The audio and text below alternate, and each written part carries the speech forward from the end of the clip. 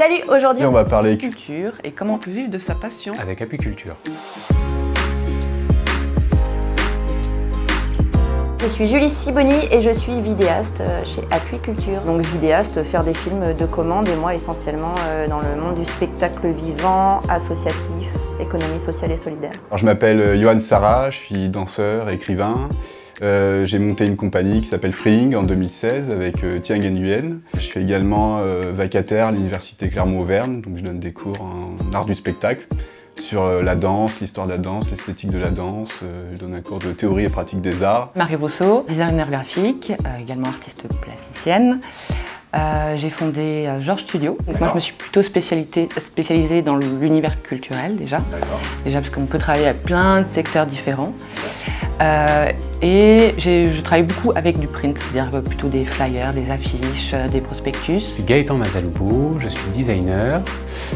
Je travaille essentiellement avec des collectivités sur des projets d'aménagement d'espace, des espaces publics, du mobilier urbain, des projets d'aménagement de quartier, des cours d'école sur des modes participatifs. Anne Boisseau et j'exerce le métier d'artisan lissière sous le nom de Anne Kittis. C'est les métiers de la lisse et donc je fabrique des objets à partir des lisses, c'est-à-dire des tapisseries ou des tapis.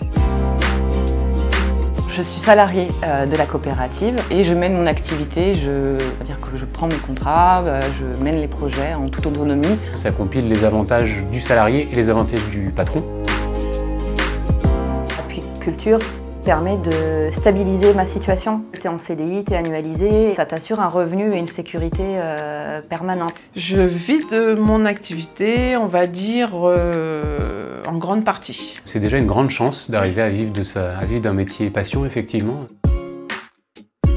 Donc il y a cette sécurité-là, en fait, où un jour je peux quitter bien sûr Apiculture, c'est pas du tout prévu, mais j'aurai droit au chômage au régime général. Alors j'avais dit tout ce qui est formation, et là par rapport aux réseaux sociaux par exemple, j'étais un peu une quiche. Il y a une facilité quand même, c'est hyper simple.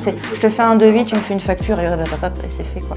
De pouvoir collaborer avec d'autres artistes et avec des entrepreneurs culturels.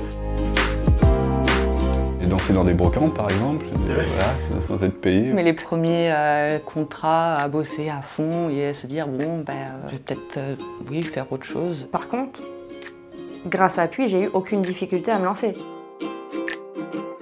Une coopérative d'activité et d'emploi, donc c'est le statut d'appui créateur. Moi je vois ça presque comme une ruche, tu vois, on a chacune dans des petites alvéoles là de la ruche. En apportant du chiffre d'affaires au nom de la coopérative et d'être salarié en retour. Une coopérative qui mélange les secteurs, qui mélange les disciplines, qui mélange les arts. Tout seul on va vite, mais à plusieurs on va plus loin.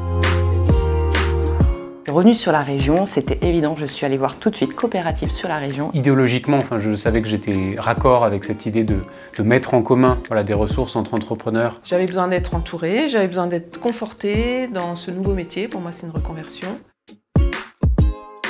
Il faut y aller, faut pas avoir peur de se planter. Donc, je pense qu'il faut aller les rencontrer. Venez aux réunions d'information. Abonne-toi.